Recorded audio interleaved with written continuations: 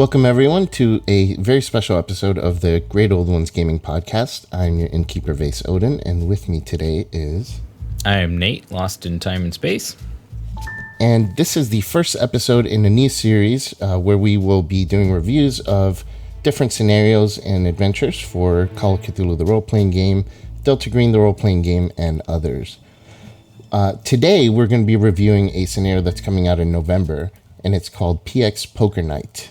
We were sent an advance copy very generously by Shane from Arc Dream Publishing, and he just contacted us and asked if we wanted to review the scenario, and we said absolutely. So, without further ado, let's get to it. So we'll be starting off this episode with a need to know, which is a brief summary or a synopsis of the scenario premise itself, and then from there we'll move into a more detailed overview of the scenario itself with full spoilers, and then from there we'll debrief and go over what we liked and what we didn't like about the scenario. So PX Poker Night is a scenario that's set in a parts exchange base in Nebraska.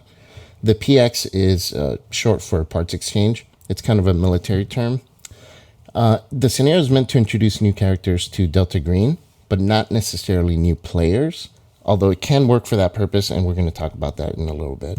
So helicopters and other vehicles are dropped off at the base for future transport to other bases and like private companies that the military deals with. The soldiers that are stationed out at Platt Air Force Base are misfits within the United States Air Force. They have a long string of various misconduct charges and have perhaps done short stretches of time in the stockade. Many of them have been stationed at this Air Force base to basically keep them out of trouble. The actual name for the scenario itself comes from the personnel actually having poker nights every Friday night. Yeah, so pretty much the only means of entertainment is this weekly poker game that they get to play.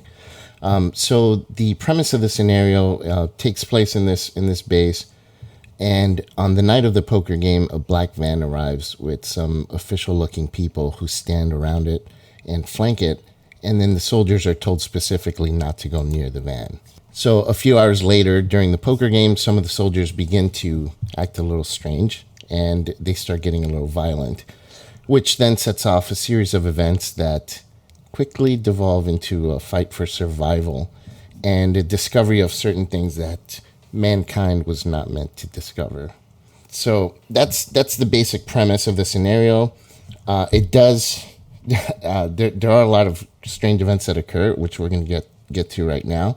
But based on this, a few initial thoughts that I had on it, it feels like a kind of a nod to John Carpenter's The Thing, with like the ideas of isolation and madness. Did you get that vibe from it? Yeah, kind of. Yep. Yeah, I was also going to say, it gives me vibes of a particular X-Files episode that I feel was very inspired by At the Mountains of Madness / Whisper in Darkness, where the agents are sent to a remote base in Antarctica, and they end up finding that a group of scientists dug up like this old ancient like bug, essentially, that would like go into people's brains like a tapeworm and infect them with madness. This scenario has very similar motifs and vibe to it, I think. Yeah, but it's a story all its own, because this eventually a complex set of conspiracies involving multiple parties kind of acting in their own interests come to kind of a disastrous clash. And all of it really could have been avoided if all the parties had kind of communicated their intents. So in a way, it's kind of a series of events that devolve, the whole thing could have been avoided. So that makes it kind of interesting and different from most other operations for Delta Green, the role-playing game. A couple other things: the players have the option to pick pre-generated characters. They highly recommend that you pick one of the pre-generated characters, and most of them are soldiers that are stationed at the base, and they're all really fleshed out and have unique personalities, and none of them have been inducted into Delta Green yet. Yeah, I believe actually all 6 of the pre-gens that come with the scenario are soldiers stationed at the base. Yeah, so it makes sense. And then the deterioration of their mental state is detailed in the adventure individually. So that's one thing that's really cool. Not only are their personalities really fleshed out, but when they start experiencing kind of these effects that occur in the adventure, you're given information for the soldier that you picked as your character as to how to best role play that descent into madness. And it gives specific times when things happen. So it's really nice that they give you that kind of player aid in order to better role play the characters out. They do also allow for a little bit of customization as well, as the characters' bonds and motivations aren't fully fleshed out, so it allows the players themselves to kind of invent those aspects of the character. So let's go into spoiler territory. Cool? Yeah, we'll go into the full mission briefing here.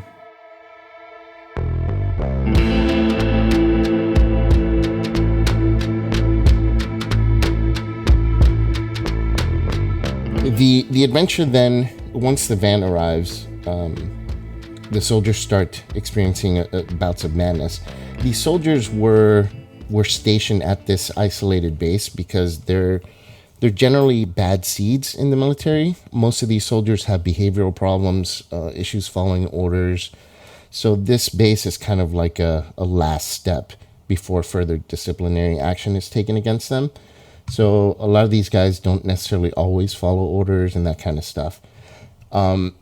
So when the madness starts happening, initially, some of them might feel like, it's just someone acting out or something because of the isolation. But as more and more people start experiencing these changes in personality, then it becomes clear that something is affecting everybody at the base. And of course, the only factor that's different that's been introduced to the base is that mysterious van that pulled up. So the soldiers then at this point have to make a decision. Do they break protocol? They were told not to go into the van. Do they break protocol and try to figure out what's in there and possibly destroy it? Or do they just continue to descend into madness and kill each other? Once they make that decision, there is a chance that a lot of them could die in a firefight against the guards that are stationed around the van. But those who survive then find this mysterious object inside the van. It's like a piece of, is it described like as an obelisk, a piece of obelisk or something? Yeah, it's described as a crystalline object that basically radiates like some sort of powerful energy, whether it be nuclear or electromagnetic. I believe it's specifically electromagnetic energy. And the device itself is actually kept in this giant, like, lead encased. They describe it as a coffin or something for this. Yeah. So this device is sending out these signals, and eventually what that's doing, it's actually sending a signal to a nearby Migo colony that's on Earth doing experiments on people and cows and livestock and stuff. It kind of alerts them. It's sent kind of as a signal to them to come, and they hover with their vehicle above the base. But then if the players destroy the device in the van, is it if they destroy the device that the ship goes down, or does it go down automatically? So what ends up happening is the device itself, that's like a crystal that sends out EMP waves. It interferes with any electrical device, including the Migo ship. So once the Migo ship gets within radius of the signals, it ends up just crashing abruptly. And the actual mechanism itself also causes the people in the van and the soldiers surrounding the van to instantly die. It like explodes their brains. Yeah. So then after the ship crashes, it turns out the pilot was Amigo, but he gets stuck in the ship. So he sends out puppets, which are basically what we know as aliens. They call them the Greys. They come to the base and hail the soldiers for help. And so they try to convince the soldiers to go back to the ship, by lying to them and saying that their pet, their dog or something, is injured. So the soldiers go to the ship, and then the Migo goes nuts as soon as they free it and just escapes, using the Greys as shields, basically, to fight possibly fight the soldiers. So that's basically what happens. Then eventually help arrives, because the destruction of the crystal also alerts some additional help that was nearby from Delta Green in case anything went bad. Well, so actually, I think this is probably a good time to mention it. So the group that comes in with the van and the crystal itself is Majestic, which is a antagonist force to Delta Green. Majestic basically is a organization that is in cahoots with the Elder Beings. They originally send out the van to do basically like a field test with the device. Yeah, the soldiers in the base were going to be casualties of this test. What they were really trying to do is to see if this device would be able to send out a pulse that could be used as a weapon against the Migo and the Greys. And if anyone in the base died, they thought nobody would really care that much because they were all kind of castaways anyways from the military. So everyone's got these hidden motives. The Migo have the hidden motive that they're doing experiments and nobody knows about it. Even Majestic didn't realize they were doing a test, but without realizing that Migo were in the area. Oh, I think it specifically says that they do realize it, and they're doing it kind of underhandedly, and they're using the excuse that the military base is nearby. Oh, right. As a way to actually mess with the Migos' plans. So the task force that is with Majestic is what they call a Blue Fly team, which has like helicopters and transport planes in the nearby area ready to basically rendezvous with the team and get them out of there in case things go bad. So it kind of devolves into just all these parties kind of keeping things from each other, which is interesting because the scenario is called PX Poker Night, and looking at it, knowing everything that's going on behind the scenes, it's kind of like everybody's playing a poker game with each other, because they all have these things that they're trying to do that no one really knows about, and they're trying to keep from each other, which causes the tensions to rise even more because the Migo have no idea what's going on. Majestic really didn't expect a lot of the things that happened with this device. And, of course, the people in the Air Force Base also had no idea. Yeah, they're just completely oblivious to all of the stuff that's going on. They just assume the van is sent up by some higher-ups. Yeah, so then at the end, the soldiers that survive have a chance to get inducted into the program, basically. So that's why this is kind of an introduction for characters to come into Delta Green. So the good, I think, for the scenario, the idea of the isolated Air Force Base in Nebraska, we talked about it, is reminiscent of the thing. I enjoyed the detail that the scenario lays out in regards to fleshing out the facilities in the Air Force Base, as well as the mental deterioration of the soldiers. It's really nicely outlined. It's like there's timestamps on when each event happens for each soldier's individual descent into madness. Yeah, I also like that it individually lays out I think it's like 2-hour blocks. It lays out the whole day essentially until the crash, which is really helpful for newer handlers to kind of get a grasp on how to run scenarios for Delta Green. Yeah, I also appreciated the notes in appropriate sections that help with game mechanics. So like there's one, for example, where there's a location that has access to the roof, and the operation gives the information right there in that section of how the mechanics work for falling off the roof or being pushed off the roof. So it's quick and easy for reference, which is a really good thing for handlers that are running the scenario. The charts that they give are super handy.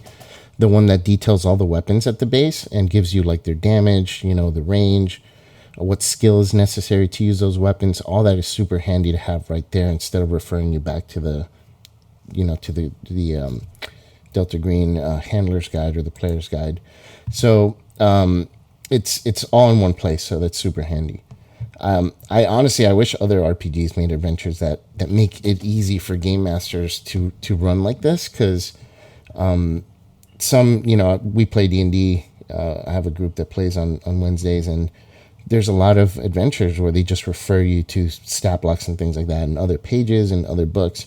And this, having everything right there where you need it, is super, super handy. Yeah, I like also that the layout itself like references different sections of the scenario itself. So it'll say like, if this and this happens, see section this, and then you flip to that page and it's all right there, ready to go. And it's nice too because the layout complements the formatting as well, if that makes sense. Like the way that the each section is structured kind of has like a list, so to speak. Like it'll say like, okay, like if this happens, then you do these sets of things, or have the events occur in this manner. Mm-hmm. Yeah. For example, there's a section called the Strange Happenings. It's great background for the operation. It's really good for game masters to give some of that information to players in order for them to flesh out their character. So there's a lot of tools within the adventure that'll help you run it better and make it a smoother game. When one of the other things that I have that I liked when Sonnet arrived. Sonnet is the actual device that is brought inside the van. The mystery is really well done. Very few Delta Green scenarios start off with characters who are just kind of going about their business when an event occurs, like right in their backyard. In most operations, you're sent in after an event occurs, but in this case, you're part of that event that occurs before Delta Green is sent in. So it's kind of like looking through a different lens, of Delta Green. So it feels really different. It's a great way to kind of change things up if you wanted to have something a little bit different in your Delta Green games. Also the conspiracy behind Majestic, Blue Fly, Pluto, all these names, Sonnet, all these are in the adventure. I'm not going to kind of detail all of these, but it's really interesting. All their stories and background stories revolving their connections is really good too. The Migo involvement. You mentioned the Whisper in Darkness story earlier. That's really cool. I love Migo. The way this operation involves like a series of parties, different parties that are kind of all working in different ways. It does the Migo in a different way because they're not the ones that are all knowing. Something happens that they didn't expect, that the Migo didn't expect, and it catches them off guard. So the Migo are really just trying to run away here from all the things that are occurring. And then they use the Greys as puppets for their quick getaway. Yeah, which is cool. Little like Delta Green lore for how aliens are interpreted within or UFOlogy or whatever it's called within the Delta Green universe. The cool thing also is the Greys they're just puppets of the Migo. So they're in Delta Green, there's the Greys and they're a special thing, but here they're just puppets. They're being mind controlled by the Migo. And even though they're being controlled, the Migo aren't really the antagonists. They're kind of an unknowing party that just happened to be thrust into these events. So in most Delta Green scenarios, humankind they're the bad guys generally in Delta Green, and they're trying to tap into things that they don't fully understand, and that causes a bigger issue. But generally, there's always some unknown force kind of either pulling the strings or overall has control and the power. But in this case, the Migo have no control and no power over what's going on. So that was also really different. I like that. It kind of has that element, right? Like Majestic is tampering with things that they probably shouldn't be tampering with. So it does have that little bit of like human hubris aspect to it. That's true. But in this case, they're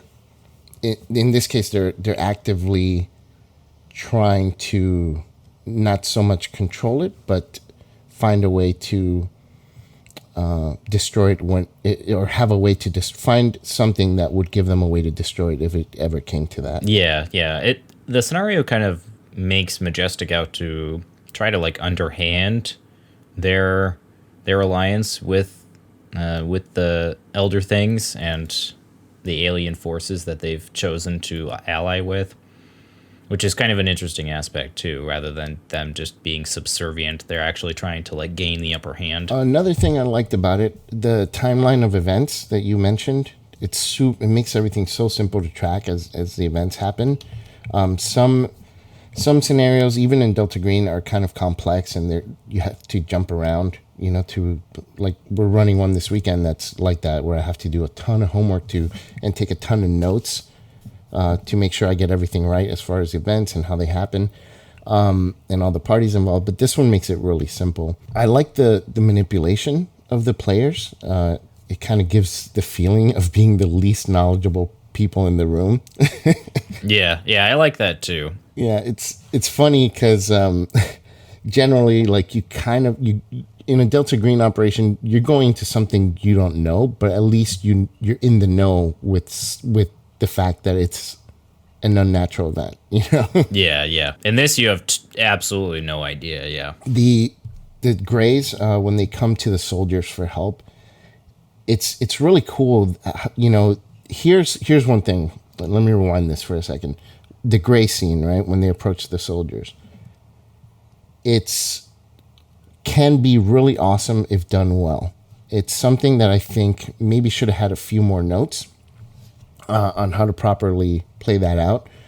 But, everybody's group is different. But if you play it right, this can be really, really creepy because the Greys really have a sinister ploy when they come to the soldiers. They try to play up on human sympathies, which makes them really feel alien, to me at least, The fact that they know that humans have these sympathies towards animals and they claim their dog is injured, it's like it's unknowingly evil, but they're not trying to be evil. It's just that they don't have these same emotions, but they know that we do, Yeah, and they kind of play on the naivety of the soldiers as well, because they try to make the Greys childish, I guess. They speak in very broken English. They only answer in certain very cryptic ways. Yeah, it's just very strange. Yeah. I'm going to mention the Greys in a second when I get to the neutral section. But the positive for sure is that like it's interesting because if you do it right, it can really feel like very alien and very sinister at the same time. Once you find out what they're really trying to do. Mm-hmm. Yeah, and one thing I like about this scenario too is that it leaves the mysteries of the unnatural and the Greys very open-ended. So you could really continue on like further investigating the Greys and that conspiracy with the Migo. Yeah, it opens a lot of cans, for sure. If you're running this as an intro to a campaign, there's many directions you can take it. You can take it into the Majestic direction, into the Migo, into the Greys. Definitely. And if you're going to the Migo, there's another great scenario for Delta Green called Extremophilia, which is really good. I ran it for my D&D group, and they loved it. So if you want to continue the Migo stories, that is a scenario I highly recommend as well. Not as a direct follow-up, but definitely throw it in there. The introductory nature of this scenario kind of makes me feel like it belongs in Control Group, but the scenario Control Group is a book that catalogs a few Delta Green scenarios that are meant to introduce characters into the program. So I feel like this one would belong there perfectly. But this one's going to be released in a book in a hardcover called Black Sites. I think that also launches in November, right? But yeah, we looked at Control Group, and it's a really, really good book. This was probably, this is an old scenario that they cleaned up and freshened up for the modern Delta Green. I wish it was part of that book because it feels like it fits in with that so perfectly. But Black Sites has a few scenarios. Like we ran Ex Oblivione, and that's going to be in Black Sites. Yep. Yeah, I believe they're doing like a softcover standalone version of this, and then Black Sites, for those not in the know, is a collection of new and previously printed scenarios, kind of all in one large hardcover book.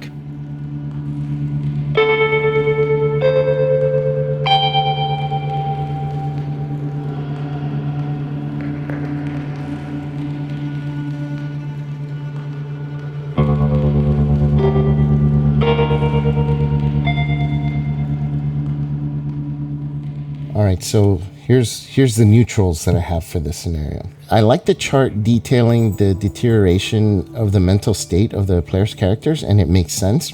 But from a player perspective, I can see this kind of feeling a bit unfair. I really like that the breakdown of each character's sanity is outlined individually, so I do like that.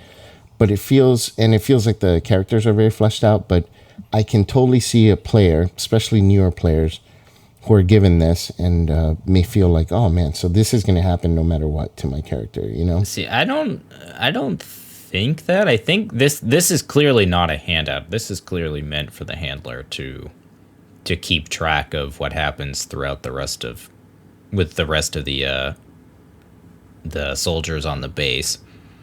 Because it includes the sergeant major, or I believe it's sergeant major. Yeah. Non-player characters also descend as well. I'm not talking about that chart. I think there's going to be like another image. I think Shane sent like an image in the folder that he sent us where it's like cutouts. But I could be wrong. I might have misread what that was meant to be. But either way, still, even without giving them the handouts, let's say, just the deterioration that just happens without any rolls, any sanity checks at all, it just happens, can feel unfair, to some people. Yeah, I get that criticism. Because the EMP waves, or the sonnet device itself, is the one that's causing the deterioration in sanity. And without explicitly knowing what's going on, that can feel pretty frustrating from a character perspective. I can totally see where you're coming from in that regard. Yeah. The easy way, and the reason it's not bad for me, it's neutral, is because you can mitigate this. Just tell your players beforehand, hey, this scenario involves certain things that are going to happen to your characters. It's a roleplay opportunity, Mm-hmm.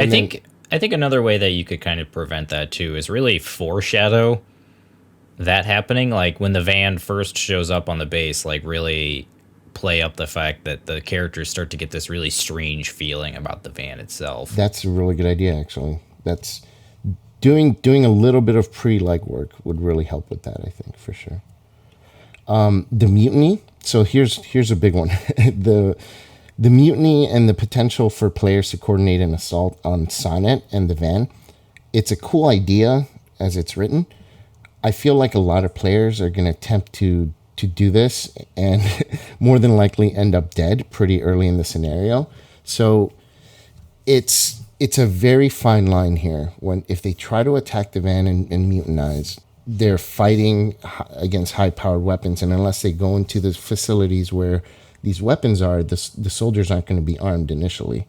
Not with weapons that are going to be able to counteract high-powered, assault rifles. Mm-hmm. There is like a weapons storage closet. Yeah, that's what I mean. The base itself, but so they can go back and get those, but initially they don't have weapons unless they think to do that. Yeah, I think that's more of a player issue, personally, than it would be like running it.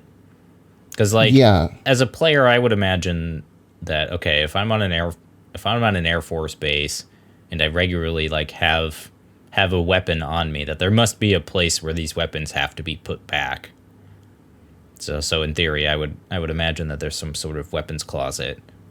But I mean, that's just my experience as a player personally. So that mileage may vary. Right, and that's the thing. Like for newer players who are fairly new to Delta Green and that kind of thing, they may not think of it, or I think what I'm getting at is it's not in the bad. So I'm not saying it's bad. It's just the potential is there. It's like when you have something in an adventure that's if things aren't done right, it's over. And this feels like that. This feels like if the players just decide to mutinize because they have no choice, they're going crazy, and they now know that it's this thing in this van and they have to get to it somehow. Unless they sneak and do it right, it's the adventure ends there. They're going to get all killed, possibly. Yeah. One thing I would add too is that the device itself has the failsafe. So the players will probably never actually get to the device. It'll be locked in the coffin before they even get into the van because of the failsafe that's within the actual van itself. So there's that too. But once it's in the once it's in the coffin itself, it does prevent further sanity loss. So that is nice in that regard too. So you can continue further investigating on what's going on. Yeah, and Man from Lang mentioned we were talking about this scenario because he briefly read it.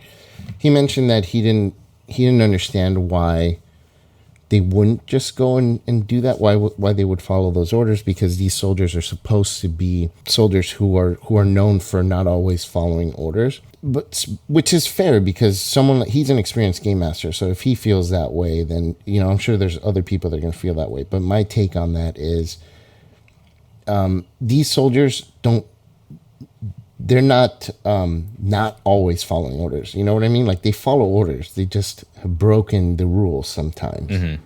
Yeah, one thing I would say too is, like, I would have the NCO be very threatening to court-martial them if they don't follow orders. Yep. And they know they're on their last leg, as far as if they break the rules again. They can be very, very seriously punished for that.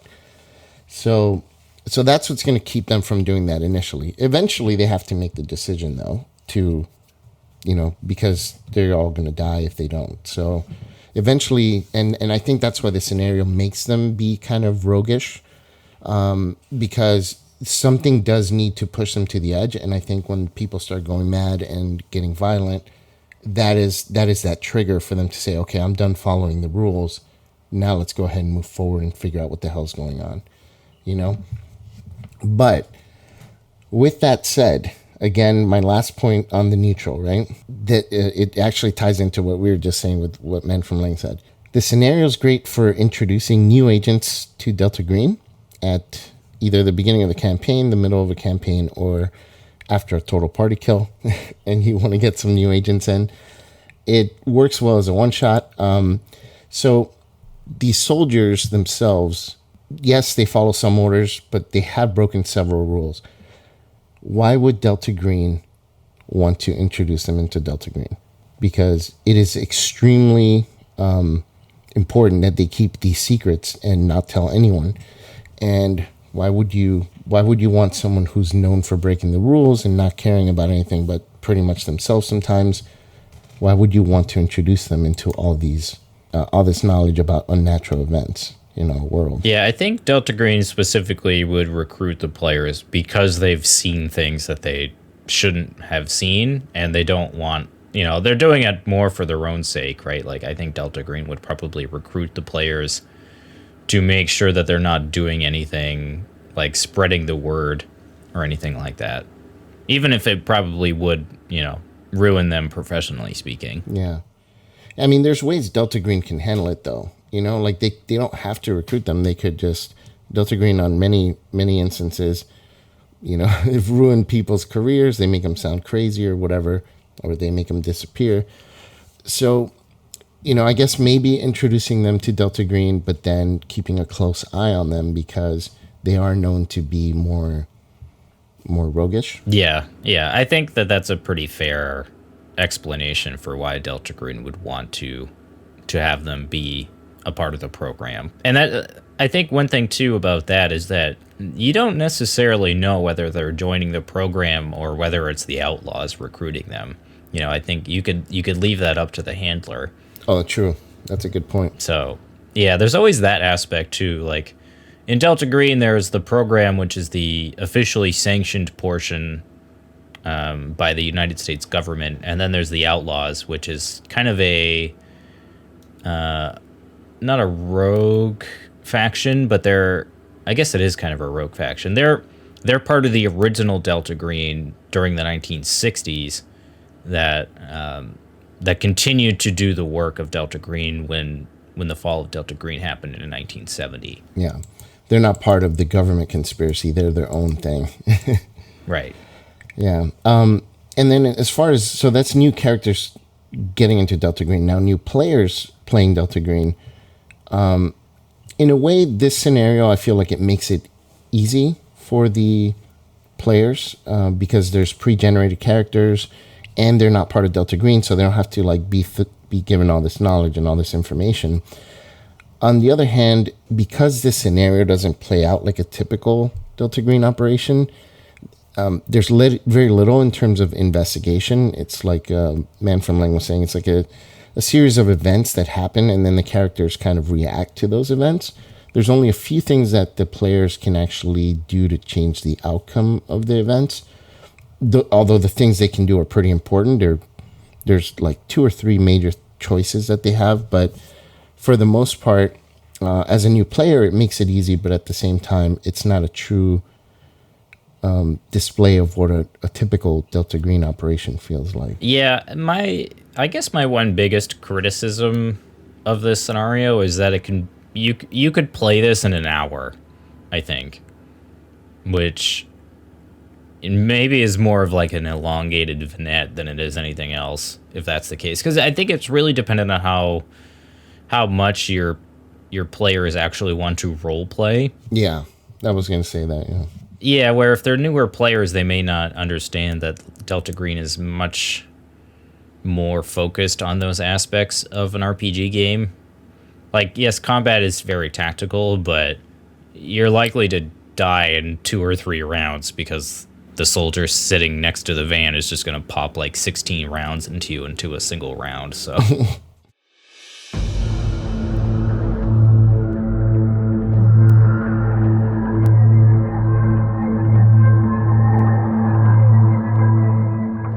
So I have a few things that I think are in the more negative side regarding the scenario. So we talked about the soldiers and their disobeying of orders and then being recruited into Delta Green. I guess that would be more of a neutral thing instead of bad, because it just depends on how it's handled by the handler. The Greys. So we were talking about the Greys earlier. This one it feels really difficult to make it work. Along with the tone of Delta Green, the standard tone that generally you want to emit as a handler. It's that dark kind of unknowing conspiracy tone. So as a handler, the feel of the Greys is pretty obvious. They're helpless pawns for the sinister Migo.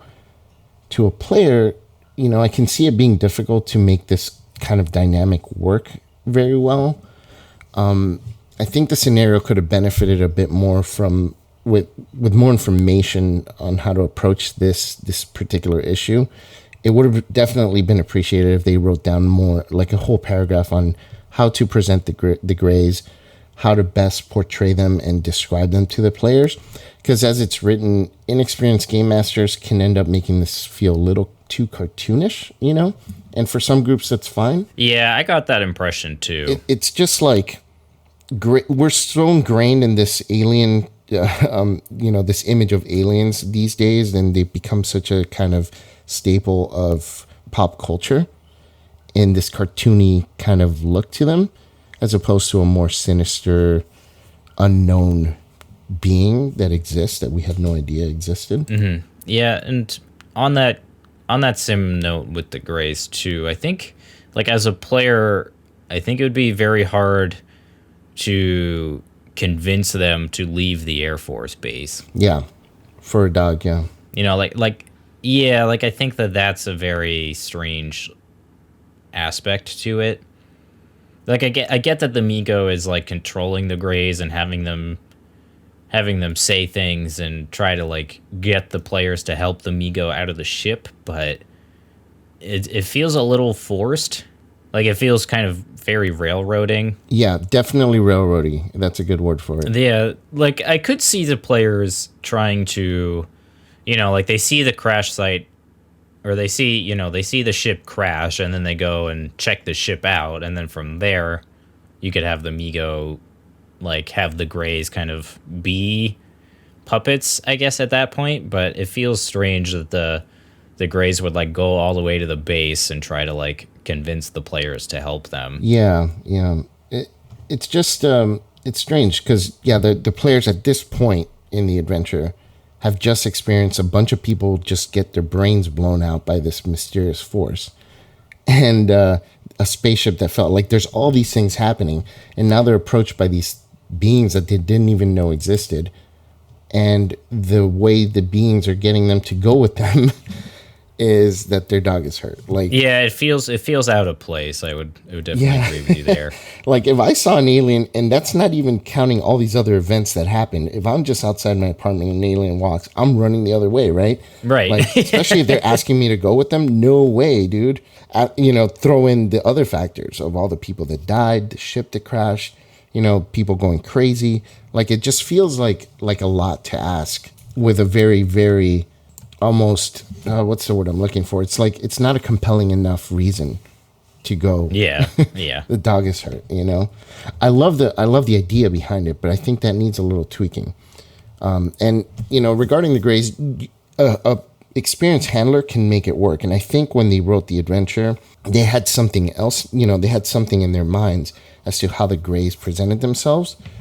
But as someone who's reading the adventure, our experiences with alien culture and stuff, we get a different feel from it than what the author intended, I think. And then throw in the fact that they actually are talking, that they're speaking in English. I know if I ran this, I probably wouldn't do as much of that either, because it takes away from the mystery of the Yeah. the unknowingness of them. Yeah, I think like if I was to run this, I would probably, I'd play up the crash itself. Like if the investigators it speaks to my Call of Cthulhu experience. If the agents end up going to the actual van itself, like depending on when the time frame of them going there is, they're going to see the crash, right? And I think most players are going to go, "Oh, let's go there." Yeah. I think that's just kind of a very intuitive thing to begin with. For sure. And maybe make it, since it's nighttime, not entirely clear that it's a spaceship. Maybe make them feel like it's some vehicle that they might be able to use to get away. Yeah, I mean, you could easily play that off like it's traveling so fast when it crashes that you're not really able to get a good glimpse of it. And you could just say like, oh, there's some blinding light, so like all you really see is just this shape and a light, and then all of a sudden you just hear a loud boom and crash. Yeah. So these are a few things that I think could use a little bit of fine tuning. It's not bad, but it definitely is something you should keep an eye on when you're prepping the scenario, I think, because I have a feeling this might be a point in the adventure that could derail it, or if it's not done properly, it could create some issues. Yeah, I agree with you there, Vase. And then the other thing that I think is kind of not so much too bad, but if you intended to insert this in the middle of a campaign, it's not going to work. This scenario is, unless your goal is to introduce like new agents to the program. So if you have an existing agent and you'd like to play this, you really won't be able to and make it work. So it wouldn't fit narratively, and unless you make a ton of adjustments. So, that's not what the adventure is intended for. So I'm not going to ding the adventure for that, but just something that you should be aware of. This isn't just an operation that you can pick up and get your existing Delta Green group and say, hey, bring your characters. Let's play this adventure, Yeah, that's a good point. This is definitely intended to be an introductory scenario, either to a campaign or played as a one-shot. Yeah, and we mentioned control group. There's plenty of adventures that do that. Like Sick Again is fantastic, and it does the same thing. Like, it just wouldn't fit well like that. It's not that it's bad. It's just that you need to be aware of that if you plan on running it for your group. Yeah, I think a lot of Delta Green scenarios kind of have that structure to them. Whereas, like, I feel like D&D adventures, you could easily just plop you could change the name and place of certain NPCs or whatever and have it easily fit into whatever you're doing at the time. But Delta Green scenarios are very specific, especially due to the structure of, like, the military and the FBI, and usually all the agencies that the agents come from. It's hard to narratively get those things to align unless they're kind of shoehorned into this particular circumstance. Yeah. So overall, final thoughts on this scenario, Nate? I like it. I really like the premise behind it, and I like that it kind of differentiates itself from typical Delta Green scenarios by being a series of events that happens to the players rather than something happening and the players investigating it afterward. Yeah, I agree with you. I like how different it is. I like a lot of different aspects of it, the different conspiracies that are happening at the same time. The name PX Poker Night, because it feels like a poker game to me. The Migo are playing their own hand and the Majestic is playing their own. So I like that aspect of it. It's a meta thing that's like a nice little wink. I like the descent into madness, the very descriptive and very specific to each soldier and how they go into the deterioration of their minds is really well done. The timestamps, how easy it is for handlers to run this because they give you all the tools that you need within the operation. Overall, I really like it a lot. I think I would put it, if we're going like A, B, C, D, F, I would give it a B. Yeah, I think that's a pretty solid rating. One last criticism that I have, too, is I wish that the scenario had more ways for the players to at least uncover some sort of tidbit about Majestic itself, so you could kind of easily open that can. Yes. That, I didn't even think of that, but yeah, I mean, their curiosity surrounding it, I think most of these soldiers are definitely going to be sparked to dig deeper because they've uncovered a top layer of this conspiracy surrounding Majestic and this mysterious device. And I think most people aren't just going to let that go, especially not soldiers that are used to breaking the rules. They're going to be like, okay, what the hell is going on? I need to find out because now people are dead. My friends are dead. All these strange things happening. I want to know more. So I think you're right. I wish there was a little bit more of that too. And I don't think it would be very difficult for a handler to interject those things, though. Like maybe it doesn't need to be a lot either. It just needs to be like one thing that says Majestic on it. Like maybe the agents like go to the van and then they open the door and maybe a clipboard like says the word Majestic on it or something like that, and the players are like, what the hell is this? And then they don't learn anything else about it. Yeah, that would be awesome. But I do also really like that this serves as a way for agents to get into Delta Green, whereas I think at least a lot of these scenarios that we've played, the characters are already a part of Delta Green, and that can make each individual character kind of feel disjointed from one another. Whereas I really like that this scenario is structured the way it is because it makes each player feel connected to one another. Yeah, they bonded through these events, crazy events that happened to them.